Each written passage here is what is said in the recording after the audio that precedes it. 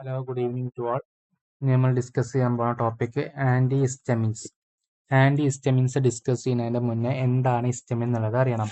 Histamine എന്ന് പറയുന്നത് നമ്മളെ ബോഡി സിന്തസൈസ് ചെയ്യുന്ന ഒരു കെമിക്കലാണ് ഹിസ്റ്റമിൻ. ആ ഹിസ്റ്റമിൻ നമ്മളെ ബോഡിയിൽ ഡിഫറെൻറ്റ് ടൈപ്സ് ഓഫ് ആക്ഷൻസ് എന്ത് ചെയ്യുന്നുണ്ട്, ക്രിയേറ്റ് ചെയ്യുന്നുണ്ട്. ഈ ഹിസ്റ്റമിൻ നമ്മളെ ബോഡിയിൽ ഓരോ ആക്ഷൻസും ക്രിയേറ്റ് ചെയ്യണമെങ്കിൽ അതിന് ഹിസ്റ്റാമിൻ റിസപ്റ്റേഴ്സിലാണ് ആക്ട് ചെയ്യേണ്ടത്.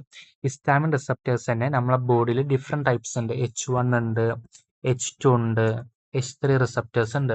ഈ എല്ലാ റിസപ്റ്റേഴ്സും നമ്മുടെ ബോഡിയിൽ എല്ലാ ഏരിയയിലും ഇല്ല.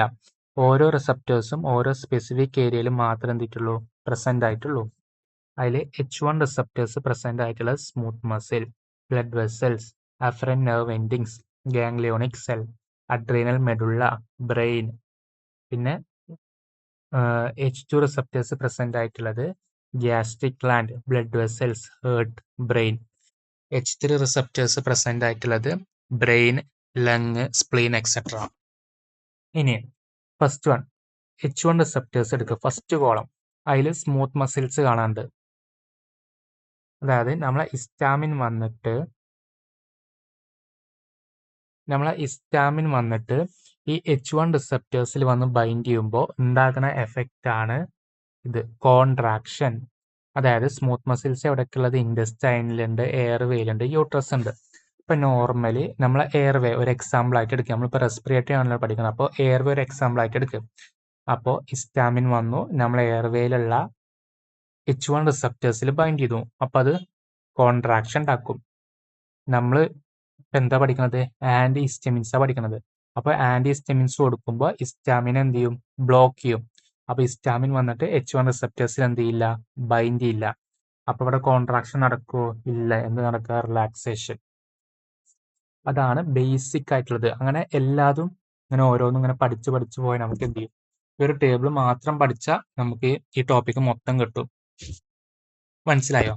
അതായത് ഹിസ്റ്റാമിൻ റിസപ്റ്റേഴ്സ് H1 ഉണ്ട്, H2 ഉണ്ട്, H3 ഉണ്ട്. ഈ H1 തന്നെ സ്മൂത്ത് മസിൽസിലുണ്ട്, ബ്ലഡ് വെസൽസിലുണ്ട്, അഫറന്റ് നെർവ് എൻഡിങ്സിലുണ്ട്, ഗാംഗ്ലിയോണിക് സെൽസിലുണ്ട്, പിന്നെ ബ്രെയിനിലുണ്ട്, പിന്നെ അലർജി കോസ് ചെയ്യും. ഹിസ്റ്റാമിന് മെയിൻ ആയിട്ട് എന്ത് ചെയ്യും, മെയിൻ ആയിട്ടുള്ള ഒരു ഫംഗ്ഷൻ ആണ് അലർജി കോസ് ചെയ്യുന്നത്. ഹിസ്റ്റാമിൻ വന്നിട്ട് H1 റിസപ്റ്ററിൽ വന്ന് ബൈൻഡ് ചെയ്യുമ്പോൾ എന്തുണ്ടാക്കും, അലർജി കോസ് ചെയ്യും.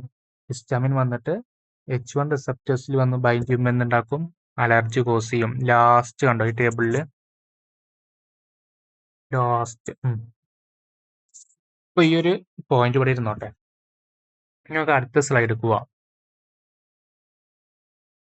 അടുത്ത റിസപ്റ്റർ ആണ് മസ്കാരനിക് റിസപ്റ്റേഴ്സ് അഥവാ M റിസപ്റ്റേഴ്സ് എന്ന് പറയും. അതും 3 ടൈപ്പ് ഉണ്ട്, M1, M2, M3. ഈ 2 ടേബിൾ പഠിക്കുകയാണെന്നുണ്ടെങ്കിൽ നമുക്ക് ഇനി വരുന്ന കുറെ ടോപ്പിക് എന്ത് ചെയ്യും, നമുക്ക് ഈസി ആവും. എന്താണ് മസ്കാരനിക് റിസപ്റ്റേഴ്സ് ഞാൻ പറഞ്ഞുതരാം. നമ്മളെ ബോഡിയിൽ 2 ടൈപ്പ് സിസ്റ്റം ഉണ്ടെന്ന് അറിയാം. സിമ്പത്തറ്റിക് സിസ്റ്റം ഉണ്ട്, അതേപോലെ തന്നെ എന്തുണ്ട്, പാരാസിമ്പത്തറ്റിക് സിസ്റ്റം ഉണ്ട്. സിമ്പത്തറ്റിക് സിസ്റ്റം പറഞ്ഞാൽ ഒരു എമർജൻസി സിറ്റുവേഷനിൽ ഉണ്ടാവുന്ന സിസ്റ്റമാണ് സിമ്പത്തറ്റിക് സിസ്റ്റം. ആ സിമ്പത്തറ്റിക് സിസ്റ്റം ആക്ട് ചെയ്യണമെങ്കിൽ അവിടെ ഡിഫറെന്റ് ടൈപ്സ് ഓഫ് എന്ത് വേണം, റിസപ്റ്റേഴ്സ് വേണം. അതിൽ വരുന്ന റിസപ്റ്റേഴ്സ് ആണ് ആൽഫ റിസപ്റ്റേഴ്സ്, ബീറ്റ റിസപ്റ്റേഴ്സ്. ആ റിസപ്റ്റേഴ്സിൽ ആക്ട് ചെയ്യുന്ന ന്യൂറോ ട്രാൻസ്മിറ്റേഴ്സ് ആണ് അഡ്രിനാലിൻ, നോർ അഡ്രിനാലിൻ. അപ്പോൾ ഒരു എമർജൻസി സിറ്റുവേഷന്റെ ടൈമിൽ ഈ അഡ്രിനാലിനും നോർ അഡ്രിനാലിനും ഒക്കെ എന്ത് ചെയ്യണം, ഈ ആൽഫ റിസപ്റ്റേഴ്സിലും ബീറ്റ റിസപ്റ്റേഴ്സിലും ചെന്ന് ബൈൻഡ് ചെയ്യുമ്പോഴാണ് നമുക്ക് എന്ത് ചെയ്യാൻ, നമുക്ക് ഓരോ എഫക്റ്റ് ഉണ്ടാവും. അപ്പൊ ഹാർട്ട് റേറ്റ് കൂടുന്നത്, അതേപോലെ BP കൂടുന്നത്, അതേപോലെ തന്നെ സെക്രീഷൻസ് ഒക്കെ കുറയണത്. ഇപ്പൊ ഒരു എക്സാമ്പിൾ എടുക്കുക, നമ്മളെ പിന്നാലെ ഒരു നായ ഓടുകയാണ്. അപ്പൊ നമ്മളെ ഹാർട്ട് റേറ്റ് കൂടും, BP കൂടും, നമ്മളെ വായൊക്കെ എന്താവും, ഡ്രൈ ആവും. ഇത് മൗത്തൊക്കെ എന്ത് ചെയ്യും, ഡ്രൈ ആവും. അതൊക്കെ എന്തുകൊണ്ടാണ്, ഈ അഡ്രിനാലിൻ വന്നിട്ട് ആൽഫ റിസപ്റ്റേഴ്സിലും ബീറ്റ റിസപ്റ്റേഴ്സിലും വന്ന് ബൈൻഡ് ചെയ്യുന്നതുകൊണ്ടാണ് സിമ്പത്തറ്റിക് സിസ്റ്റം ആക്ടിവേറ്റ് ആണത്. അതേപോലെ തന്നെ നമുക്കൊരു സിസ്റ്റം കൂടി പ്രസന്റ് ആണ്, പാരാസിമ്പത്തറ്റിക് സിസ്റ്റം. പാരാസിമ്പത്തറ്റിക് സിസ്റ്റം പറഞ്ഞാൽ ഇപ്പോൾ ഒരു ഹ്യൂമൻ ബീങ് നോർമൽ ആയിട്ട് ഇരിക്കുമ്പോഴുള്ള ആ ഒരു സിസ്റ്റം ആണ് പാരാസിമ്പത്തറ്റിക് സിസ്റ്റം. അതായത് just opposite to sympathetic system. ആ പാരാസിമ്പത്തറ്റിക് സിസ്റ്റത്തിലുള്ള റിസപ്റ്റേഴ്സ് ആണ് M റിസപ്റ്റേഴ്സ്. എന്താണ്, മസ്കാരനിക് റിസപ്റ്റേഴ്സ്. ഈ പാരാസിമ്പത്തറ്റിക് സിസ്റ്റത്തിന്റെ വേറൊരു പേരാണ് കോളിനെർജിക് സിസ്റ്റം. മനസ്സിലായോ? അപ്പോ പാരാസിമ്പത്തിക് സിസ്റ്റത്തിന്റെ വേറൊരു പേരാണ് കോളിനെർജിക് സിസ്റ്റം. അവിടെ റിസപ്റ്റേഴ്സ് ആണ് എം റിസപ്റ്റേഴ്സ് അഥവാ മസ്കാർനിക് റിസപ്റ്റേഴ്സ് എന്നാണ് പറയാം. അവിടെ വന്ന് ബൈൻഡ് ചെയ്യുന്ന ന്യൂറോ ട്രാൻസ്മിറ്റേഴ്സ് ആണ് അസറ്റൈൽ കൊളിൻ അഥവാ ACH. ഇത്രയും മനസ്സിലായെന്ന് വിചാരിക്കണം. അപ്പോൾ എം റിസപ്റ്റേഴ്സ് എന്താണ്? പാരാസിമ്പത്തറ്റിക് സിസ്റ്റത്തിലുള്ള ഒരു റിസപ്റ്റർ ആണ് എം റിസപ്റ്റേഴ്സ്. ആ എം റിസപ്റ്റേഴ്സിന് തന്നെ ഡിഫറെന്റ് ആയിട്ടുള്ള ആക്ഷൻ ഉണ്ട്. ഇപ്പൊ മെയിൻ ആയിട്ട് നമ്മൾ ഇതെടുക്കുക, M3 റിസപ്റ്റർ എടുക്കുക. M3 റിസപ്റ്റർ നമ്മളെ GIT, ആ തേർഡ് കോളം നോക്കടാ, തേർഡ് കോളം നോക്ക്. അതായത് M3 റിസപ്റ്റേഴ്സ് നമ്മളെ GITയിൽ എന്തുണ്ടാക്കും? അതായത് M3 റിസപ്റ്റേഴ്സിൽ അസറ്റൈൽ കോളിൻ വന്ന് ബൈൻഡ് ചെയ്യുമ്പോൾ GITയിൽ കോൺട്രാക്ഷൻ ഉണ്ടാക്കും. അപ്പൊ നമ്മള് ആന്റി കോളിനെർജിക്സ് കൊടുക്കുമ്പോൾ എന്തുണ്ടാക്കും? കോൺട്രാക്ഷൻ ഉണ്ടാക്കില്ല. അതേപോലെ തന്നെ ഇവിടെ നോക്ക്, രണ്ടാമത്തെ ബ്രോങ്കി എന്താ? നമ്മളെ എയർവേന്റെ ഒരു പാർട്ടാണ്. അപ്പോൾ ഈ M3 റിസപ്റ്ററിൽ അസറ്റൈൽ കോളിൻ വന്ന് ബൈൻഡ് ചെയ്യുമ്പോൾ എന്തുണ്ടാക്കും? കോൺട്രാക്ഷൻ. നേരാലേക്ക് M3 റിസപ്റ്ററിൽ അസറ്റൈൽ കോളിൻ വന്ന് ബൈൻഡ് ചെയ്യുമ്പോൾ എന്തുണ്ടാക്കും? കോൺട്രാക്ഷൻ, ബ്രോങ്കസിന്റെ കോൺട്രാക്ഷൻ ഉണ്ടാക്കും. പക്ഷെ നമ്മൾ അതിനെ ആന്റി കോളിനെർജിക്സ് ആണ് കൊടുക്കുന്നത്. അപ്പൊ M3 റിസപ്റ്ററിൽ എന്ത് ചെയ്യില്ല? അസറ്റൈൽ കോളിൻ വന്ന് ബൈൻഡ് ചെയ്യില്ല. അപ്പൊ കോൺട്രാക്ഷൻ നടക്കില്ല. അപ്പൊ റിലാക്സേഷൻ നടക്കും. ജസ്റ്റ് ഓരോ കൺസെപ്റ്റ് മനസ്സിലാവുന്നുണ്ടോ? ഈ ഒരു ടേബിൾ ഓർത്ത് വെക്ക്. നമുക്ക് ലാസ്റ്റിക്ക് ഈ ടേബിൾ ഒന്നുകൂടി യൂസ്ഫുൾ ആവും. ഓക്കെ, നമുക്ക് നെക്സ്റ്റ് ഇനി നമ്മൾ ശരിക്കും എന്താണ് ആന്റിഹിസ്റ്റമിൻസ് എന്ന് പറയണം. അതായത് H1 antagonist are conventionally called antihistaminics. അതായത് ഞാൻ പറഞ്ഞു H1 ഉണ്ട്, റിസപ്റ്റർ ഉണ്ട്, H2 റിസപ്റ്റർ ഉണ്ട്, അതേപോലെ തന്നെ എന്തുണ്ട്? H3 റിസപ്റ്റേഴ്സ് ഉണ്ട്. ഇവരൊക്കെ ഉണ്ടെങ്കിലും H1നെ ബ്ലോക്ക് ചെയ്യുന്ന ഡ്രഗ്സിനെയാണ് കൺവെൻഷനലി നമ്മൾ എന്ത് പറയാ? ആന്റിഹിസ്റ്റമിനിക്സ് എന്ന് പറയാം. ഇപ്പോൾ നമ്മളിപ്പോൾ ഡിസ്കസ് ചെയ്യുന്നൊക്കെ എന്താണ്? H1 ബ്ലോക്കേഴ്സ് ആണ്. അതായത് H1 റിസപ്റ്റർ ഉണ്ട്, H2 ഉണ്ട്, H3 ഉണ്ട്. എന്നാലും H1നെ ബ്ലോക്ക് ചെയ്യുന്ന ഡ്രഗ്സിനെയാണ് കൺവെൻഷനലി നമ്മൾ എന്ത് പറയാ? ആന്റിഹിസ്റ്റമിനിക്സ് എന്ന് പറയുന്നത്. നെക്സ്റ്റ് അതിന്റെ ക്ലാസിഫിക്കേഷൻ ആണ്. ക്ലാസിഫിക്കേഷൻ നോക്കുകയാണെന്നുണ്ടെങ്കിൽ ജസ്റ്റ് H1 ആന്റഗോണിസ്റ്റ്, അതായത് H1നെ ബ്ലോക്ക് ചെയ്യുന്നത് അഥവാ ആന്റിഹിസ്റ്റമിൻസ്, അത് രണ്ട് ടൈപ്പ് ഉണ്ട്. ഫസ്റ്റ് ജനറേഷനും ഉണ്ട്, സെക്കൻഡ് ജനറേഷനും ഉണ്ട്. അതിൽ ഫസ്റ്റ് ജനറേഷനിൽ ഇങ്ങനെ 3 കോളായിട്ട് പഠിക്കേണ്ട ആവശ്യമില്ല. ഫസ്റ്റ് ജനറേഷനും സെക്കൻഡ് ജനറേഷനും അങ്ങനെ മാത്രം പഠിച്ചാൽ. ഫസ്റ്റ് ജനറേഷനിൽ വരുന്നതാണ് ഡൈഫെൻഹൈഡ്രാമിൻ, ഫെനിറാമിൻ, ക്ലോർഫെനിറാമിൻ, ഡൈമൻ ഹൈഡ്രനേറ്റ്. അങ്ങനെ ഒരു ഫസ്റ്റ് ജനറേഷനിൽ വരുന്ന ഒരു 3-4 ഡ്രഗ്സിന്റെ പേര് പഠിച്ചേക്കാം. അതേപോലെ തന്നെ സെക്കൻഡ് ജനറേഷനിൽ നിങ്ങൾ കേട്ടിട്ടുണ്ടാവുന്ന കോമൺ ആയിട്ട് കാണപ്പെടുന്ന ഡ്രഗ്സ് തന്നെയാണ് സിട്രസിൻ, ലെവോസിട്രസിൻ, അതേപോലെ തന്നെ ലൊറാറ്റിഡിൻ, ഡെസ്ലൊറാറ്റിഡിൻ. ഈ 4ഉം പഠിക്കാൻ സുഖമാണ്. അതായത് സിട്രസിൻ, ലെവോസിട്രസിൻ, ലൊറാറ്റിഡിൻ, ഡെസ്ലൊറാറ്റിഡിൻ. ഇതാണ് ക്ലാസിഫിക്കേഷൻ വരുന്നത്. അപ്പോൾ ക്ലാസിഫിക്കേഷൻ എന്തായിരുന്നു? First generation and second generation. First ജനറേഷനിൽ ഡൈഫെൻഹൈഡ്രാമിൻ, ഡൈമൻ ഹൈഡ്രനേറ്റ്, ഫെനിറാമിൻ, ക്ലോർഫെനിറാമിൻ. സെക്കൻഡ് ജനറേഷനിൽ സിട്രസിൻ, ലെവോസിട്രസിൻ, ലൊറാറ്റിഡിൻ, ഡെസ്ലൊറാറ്റിഡിൻ. ഇനി ഈ ഫസ്റ്റ് ജനറേഷന്റെ അവിടെ അടിയിൽ കൊടുത്തിട്ടുണ്ടോ സെഡേറ്റിംഗ് എന്ന്? സെക്കൻഡ് ജനറേഷൻ എന്താണ്? നോൺ സെഡേറ്റിംഗ് ആണ്. അതായത് നമ്മൾ ഈ ഫസ്റ്റ് ജനറേഷനിലുള്ള ഡ്രഗ്സ് എടുത്തു കഴിഞ്ഞാൽ നമുക്ക് സെഡേഷൻ ഉണ്ടാവും. സെക്കൻഡ് ജനറേഷനിലുള്ള ഡ്രഗ്സ് എടുത്തു കഴിഞ്ഞാൽ നമുക്ക് സെഡേഷൻ കുറവായിരിക്കും. അതിനൊരു എക്സ്പ്ലനേഷൻ തരാം, അടുത്ത സ്ലൈഡ് തരാം. അപ്പോ അതായത് ഫസ്റ്റ് ജനറേഷൻ എന്തുണ്ടാക്കും? സെഡേഷൻ കോസ് ചെയ്യും. സെക്കൻഡ് ജനറേഷൻ എന്താണ്? നോൺ സെഡേറ്റിംഗ് ഡ്രഗ്സ് ആണ്. അപ്പോൾ ഈ ഫസ്റ്റ് ജനറേഷൻ ആന്റിഹിസ്റ്റമിനിക്സ് എന്ത് ചെയ്യും? BBB എന്ന് കേട്ടിട്ടുണ്ടോ? അതായത് ബ്ലഡ് ബ്രെയിൻ ബാരിയർ. നമ്മളെ ബ്ലഡും ബ്രെയിനും തമ്മിലുള്ള ഒരു ബാരിയർ ആണ് BBB എന്ന് പറയുന്നത്. ചില ഡ്രഗ്സിന് എന്ത് ചെയ്യും? ഈ BBB ക്രോസ് ചെയ്യാൻ പറ്റില്ല. ചില ഡ്രഗ്സിന് എന്ത് ചെയ്യും? ഈ BBB ക്രോസ് ചെയ്യാൻ പറ്റും. അങ്ങനെ ഈ ഫസ്റ്റ് ജനറേഷൻ ആന്റിഹിസ്റ്റമിനിക്സ് എന്ത് ചെയ്യും? ഈ ബ്ലഡും ബ്രെയിനും തമ്മിലുള്ള ബാരിയർ ക്രോസ് ചെയ്യും. എന്നിട്ട് എന്ത് ചെയ്യും? നമ്മൾ ബ്രെയിനിലേക്ക് ഈ ഡ്രഗ് എത്തും. എന്നിട്ട് എന്ത് ചെയ്യും? അവിടെ സെഡേഷൻ കോസ് ചെയ്യാണ് ചെയ്യുക. മനസ്സിലായെന്ന് വിചാരിക്കുന്നു. First generation antihistamines BBB cross ചെയ്യും. BBB ക്രോസ് ചെയ്തിട്ട് നമ്മൾ ബ്രെയിനിലേക്ക് എത്തും. അവിടെ ഈ ഹിസ്റ്റാമിൻ റിസപ്റ്റേഴ്സ് ഉണ്ടായിരിക്കും. അതിനെ ബ്ലോക്ക് ചെയ്യും. അപ്പൊ എന്തുണ്ടായിരിക്കും? നമുക്ക് സെഡേഷൻ ഉണ്ടായിരിക്കും. ഇനി നോർമലി നമ്മളെ ബ്രെയിനിൽ എന്തുണ്ട്? ഹിസ്റ്റാമിൻ റിസപ്റ്റേഴ്സ് പ്രസന്റ് ആണ്, H1 റിസപ്റ്റേഴ്സ്. അവിടെ ഹിസ്റ്റാമിൻ വന്ന് ബൈൻഡ് ചെയ്യുമ്പോൾ നോർമലി ഹിസ്റ്റാമിന്റെ ആക്ഷൻ എന്താണ്? അവേക്ക്ഫുൾനെസ്, നമ്മളെപ്പോഴും അലേർട്ടായി നിർത്തുക എന്നുള്ളതാണ്. എന്ത്? നമ്മുടെ ബ്രെയിനിലുള്ള H1 റിസപ്റ്ററിലേക്ക് ഹിസ്റ്റാമിൻ വന്ന് ബൈൻഡ് ചെയ്യുമ്പോൾ ഉണ്ടാവുന്ന ആക്ഷൻ. പക്ഷേ ഈ ഡ്രഗ് കൊടുക്കുന്നതോട് കൂടിയിട്ട് ആ H1 റിസപ്റ്റർ എന്ത് ചെയ്യും? ബ്ലോക്ക് ചെയ്യും. അപ്പൊ അവേക്ക്ഫുൾനെസ് ഉണ്ടാവില്ല, അലേർട്ട്നെസ് ഉണ്ടാവില്ല. അപ്പൊ നമുക്ക് എന്ത് ചെയ്യും? എപ്പോഴും ഒരു സെഡേഷൻ മോഡിലായിരിക്കും പേഷ്യന്റ് ഉണ്ടാവുക, അതായത് സ്ലീപ്പി മോഡിലായിരിക്കും ഉണ്ടാവുക. മനസ്സിലായെന്ന് വിചാരിക്കുന്നു. ഇനി സെക്കൻഡ് ജനറേഷൻ എന്ന് പറയുമ്പോൾ അവരെന്ത് ചെയ്യില്ല? BBB ക്രോസ് ചെയ്യില്ല. എത്ര മാത്രം ആലോചിച്ചാൽ മതി, ബ്ലഡ് ബ്രെയിൻ ബാരിയർ എന്ത് ചെയ്യില്ല? ക്രോസ് ചെയ്യില്ല. അപ്പൊ സെഡേഷൻ എഫക്റ്റ് എന്തായിരിക്കും? അവർക്ക് ഉണ്ടാവില്ല. അപ്പൊ ഇത് മനസ്സിലായടാ. ഫസ്റ്റ് ജനറേഷനും ഉണ്ട്, സെക്കൻഡ് ജനറേഷനും ഉണ്ട്. ഫസ്റ്റ് ജനറേഷനിൽ ഒരു 3-4 ഡ്രഗ്സിന്റെ പേര് പഠിക്കാം.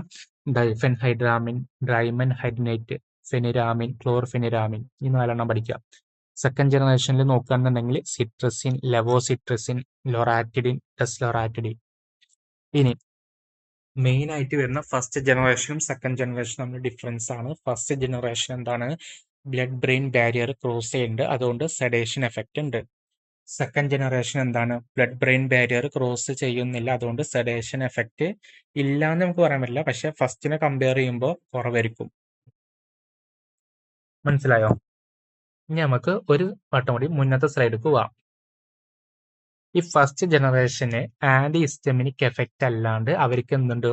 ഒരു ആന്റി മസ്കാർനിക് എഫക്റ്റും കൂടി അവർക്ക് പ്രസന്റ് ആണ്. മനസ്സിലായോ? അതായത് ഫസ്റ്റ്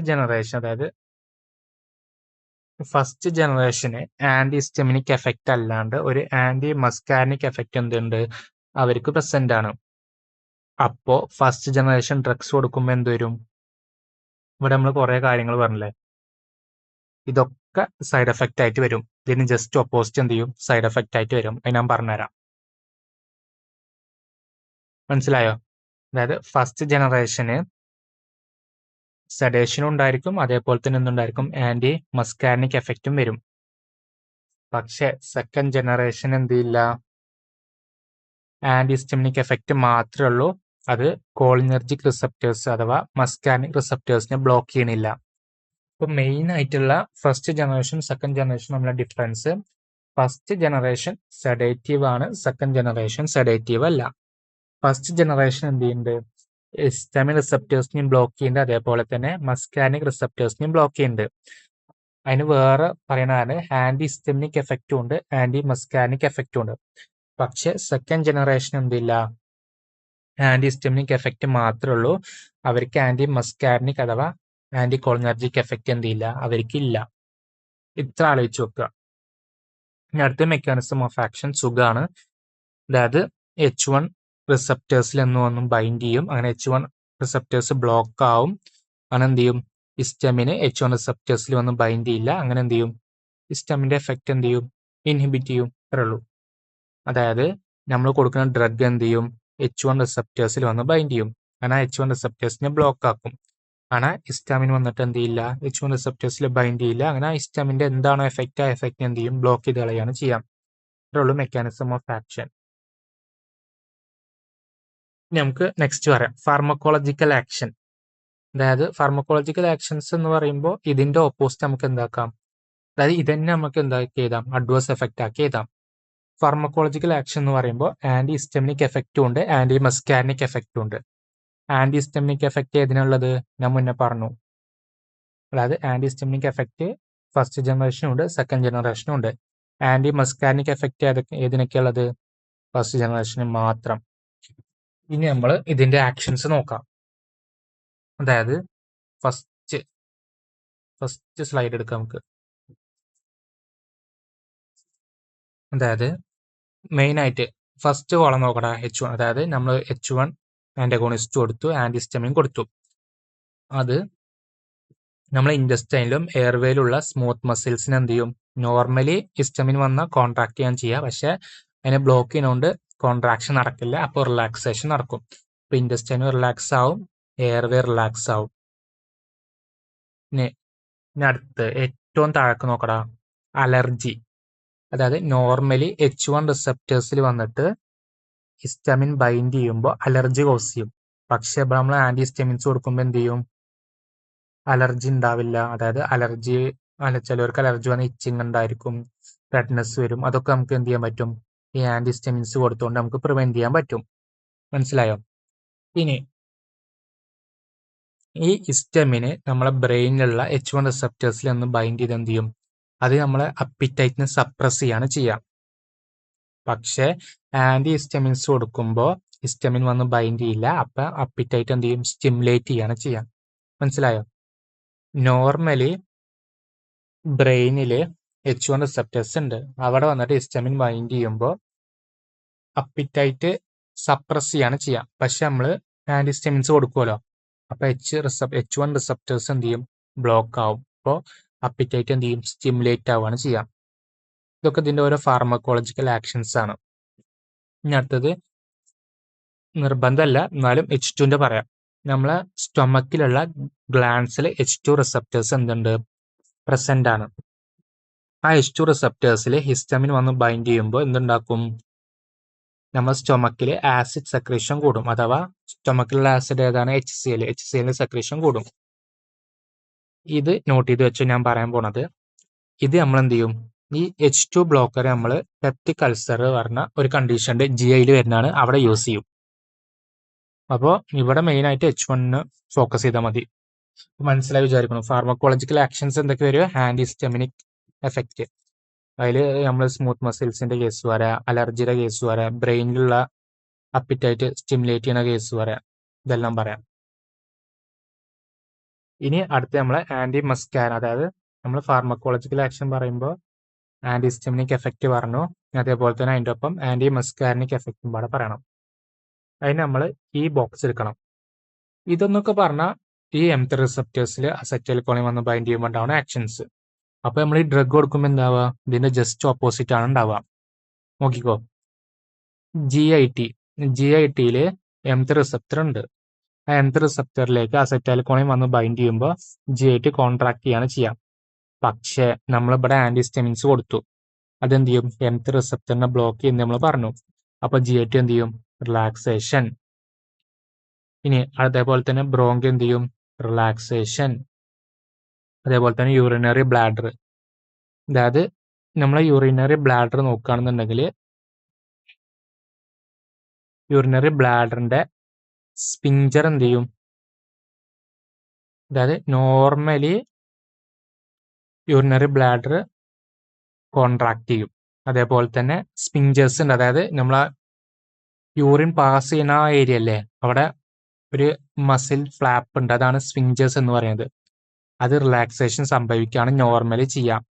പക്ഷെ ആന്റിഹിസ്റ്റമിൻസ് കൊടുക്കുമ്പോൾ എന്ത് ചെയ്യും? ഇതിന് ജസ്റ്റ് ഓപ്പോസിറ്റ് ആയി മാറും. യൂറിനറി ബ്ലാഡർ റിലാക്സ് ആവും ചെയ്യും, അതേപോലെ സ്പിഞ്ചർ കോൺട്രാക്ട് ആവും ചെയ്യും. അപ്പൊ യൂറിൻ പാസ് ചെയ്യോ? ഇല്ല. അപ്പൊ യൂറിനറി റിട്ടൻഷൻ ഉണ്ടാവും.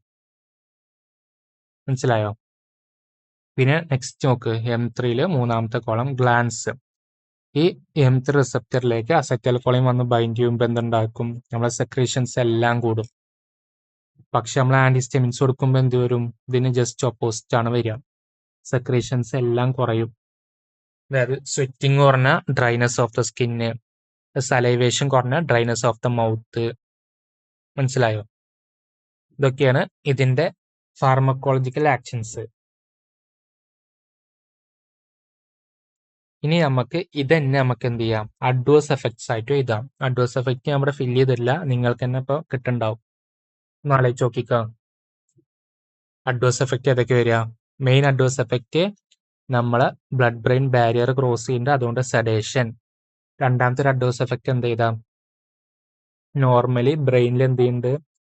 അപ്പിറ്റൈറ്റിനെ സ്റ്റിമുലേറ്റ് ചെയ്യും. ഇപ്പോൾ അപ്പിറ്റൈറ്റ് സ്റ്റിമുലേഷൻ, അത് രണ്ടാമത്തെ അഡ്വേഴ്സ് എഫക്റ്റ്. പിന്നെ ഒരു അടുത്ത അഡ്വേഴ്സ് എഫക്റ്റ്, അതായത് M3 റിസപ്റ്റേഴ്സിനെ ബ്ലോക്ക് ചെയ്യുന്നുണ്ട് പറഞ്ഞില്ലേ, അപ്പൊ എന്തൊക്കെ ഉണ്ടാക്കും? സെക്രീഷൻസ് കുറയാം. അപ്പൊ നമുക്ക് ഡ്രൈ മൗത്ത് എഴുതാം. പിന്നെ നമ്മളെ ലാക്രിമേഷൻ, അതായത് കണ്ണുനീര് എന്ത് ചെയ്യും? കുറയും. അപ്പൊ നമുക്കൊരു ബ്ലറിങ് ഓഫ് വിഷൻ വരും, അത് എഴുതാം. പിന്നെ നമ്മളെ GIT എന്ത് ചെയ്യും? റിലാക്സേഷൻ സംഭവിക്കും. അപ്പൊ നമുക്ക് എന്തും പെരിസ്റ്റാൾസിക് മൂവ്മെന്റ് കറക്റ്റ് ആയിട്ട് നടക്കില്ല. അപ്പൊ എന്ത് വരും? കോൺസ്റ്റിപ്പേഷൻ ഉണ്ടാവാം. അതായത് ഇങ്ങനെ ആലോചിച്ച് നമുക്ക് എന്ത് ചെയ്യാം? അഡ്വേഴ്സ് എഫക്റ്റ് ഒക്കെ ഇങ്ങനെ എഴുതാം. അതിന് ജസ്റ്റ് ഓപ്പോസിറ്റ്. നെക്സ്റ്റ് നമ്മൾ പോണത് യൂസസ്. നമുക്ക് ഓൾറെഡി അറിയാം. അലർജിക് ഡിസോർഡേഴ്സ്, അതായത് ഹിസ്റ്റമിൻ വന്നിട്ട് H1 റിസപ്റ്റേഴ്സിൽ വന്ന് ബൈൻഡ് ചെയ്യുമ്പോൾ എന്തുണ്ടാക്കും? അലർജി ഉണ്ടാക്കും. അപ്പൊ ആന്റിഹിസ്റ്റമിൻസ് കൊടുത്താൽ നമുക്ക് എന്തുണ്ടാക്കും? ആന്റി അലർജന്റ് ആയിട്ട് യൂസ് ചെയ്യാം. ഇനി പ്രൂറൈറ്റിറ്റ്സ്, അതും സെയിം ആയിട്ട് അലർജിയുടെ പോലെ തന്നെ. ഇനി മൂന്നാമത്തെ പോയിന്റ് നോക്കി, സെഡേറ്റീവ്, ഹിപ്നോട്ടിക്, ആങ്ഷ്വലൈറ്റിക്. അതായത് നമ്മൾ ഓൾറെഡി ഇതിന്റെ സെഡേറ്റീവ് എഫക്റ്റിനെ കുറിച്ച് പറഞ്ഞു, അതുകൊണ്ട് നമ്മൾ സെഡേറ്റീവ് ആയിട്ട് യൂസ് ചെയ്യാം. നാലാമത്തെ പോയിന്റ് നോക്ക്, അപ്പിറ്റൈറ്റ് സ്റ്റിമുലേറ്റിംഗ് എഫക്റ്റ്. അതായത് നോർമലി ഹിസ്റ്റമിൻ വന്നിട്ട് നമ്മളെ ബ്രെയിനിലുള്ള ഹിസ്റ്റമിൻ റിസപ്റ്റേഴ്സിൽ വന്ന് ബൈൻഡ് ചെയ്യുമ്പോൾ എന്തുണ്ടാക്കും? അപ്പിറ്റൈറ്റ് സപ്രസ് ചെയ്യാൻ ചെയ്യാം. പക്ഷെ ആന്റിഹിസ്റ്റമിൻസ് കൊടുക്കുമ്പോൾ നമ്മൾ എന്ത് ചെയ്യും? ഹിസ്റ്റമിൻ റിസപ്റ്റേഴ്സ് ബ്ലോക്ക് ചെയ്യും, അങ്ങനെ അപ്പിറ്റൈറ്റ് സ്റ്റിമുലേറ്റ് ചെയ്യും. പിന്നെ നെക്സ്റ്റ് വരുന്നത് നമ്മൾ പ്രീ അനസ്തെറ്റിക് മെഡിക്കേഷൻസ്. അതായത് നമ്മൾ ഇപ്പോൾ ഒരു സർജറിയുടെ മുന്നേ നമ്മൾ എന്ത് ചെയ്യും? അനസ്തേഷ്യ കൊടുക്കും. അപ്പോൾ ആ അനസ്തേഷ്യ കൊടുക്കുമ്പോൾ അതിൻ്റെ ഒപ്പം കുറെ ഡ്രഗ്സ് നമ്മൾ എന്ത് ചെയ്യും? പേഷ്യന്റിനെ സ്റ്റെബിലൈസ് ചെയ്യാൻ വേണ്ടി കൊടുക്കും. ആ കൊടുക്കുന്നതിൻ്റെ ഒപ്പം ഉള്ള ഒരു ഡ്രഗാണ് ആന്റിഹിസ്റ്റമിൻസ്. അത് ഇവിടെ ഇമ്പോർട്ടൻസ് എന്താ നോക്കുകയാണെന്നുണ്ടെങ്കിൽ, ഞാൻ പറഞ്ഞില്ലേ, ഈ ആന്റിഹിസ്റ്റമിൻസ് M3 റിസപ്റ്റേഴ്സിനെ ബ്ലോക്ക് ചെയ്തിട്ട് സെക്രീഷൻസ് ഒക്കെ കുറക്കും. അപ്പോൾ സർജറിയുടെ ടൈമിൽ നമുക്ക് മാക്സിമം ഗ്യാസ്ട്രിക് സെക്രീഷൻസും അങ്ങനെയുള്ള സെക്രീഷൻസ് ഒക്കെ കുറക്കണം. അപ്പോൾ നമ്മൾ പ്രീ അനസ്തെറ്റിക് മെഡിക്കേഷൻസ് ആയിട്ട് യൂസ് ചെയ്യും. പിന്നെ നെക്സ്റ്റ് എന്ന് പറയുന്നത് കോമൺ കോൾഡിന് യൂസ് ചെയ്യും. ഇപ്പോൾ കോമൺ കോൾഡിൽ നമുക്ക് എന്തുണ്ടായിരിക്കും? നല്ല ജലദോഷം ഉണ്ടായിരിക്കും. അപ്പോൾ സെക്രീഷൻസ് കുറക്കാൻ വേണ്ടിയിട്ട് M3 റിസപ്റ്റേഴ്സിനെ ബ്ലോക്ക് ചെയ്യാൻ വേണ്ടിയിട്ട് നമ്മൾ എന്ത് ചെയ്യും? കോമൺ കോൾഡിന് യൂസ് ചെയ്യും. പിന്നെ നമ്മൾ മോഷൻ സിക്നെസ്സിന് കൊടുക്കും. മോഷൻ സിക്നെസ് എന്ന് പറയുമ്പോൾ മൂവ് ചെയ്യുമ്പോൾ ചിലവർക്ക് നോസിയ, വൊമിറ്റിംഗ് ഒക്കെ വരില്ല, അതിന് കൊടുക്കും. കാരണം ഈ M റിസപ്റ്റേഴ്സും H റിസപ്റ്റേഴ്സും അവിടെ പ്രസന്റ് ആണ്. നമ്മളെ ഇയറിലുള്ള വെസ്റ്റിബുലർ അപ്പാരറ്റസ് ഉണ്ട്, അവിടെ M റിസപ്റ്റേഴ്സും H റിസപ്റ്റേഴ്സും പ്രസന്റ് ആണ്. ഈ ഡ്രഗ് കൊടുക്കുമ്പോൾ എന്ത് ചെയ്യും?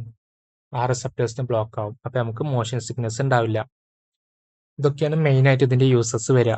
അതായത് ഇത് ഇങ്ങനെ പഠിച്ചു വെക്കണം എന്നില്ല. മെയിൻ ആയിട്ട് ഇതിന്റെ ഡ്രഗ്സും ആ ഫസ്റ്റ് 2 ടേബിൾ കാണിച്ചു തന്നില്ലേ, ആ ടേബിൾ മാത്രം പഠിച്ചാൽ മതി.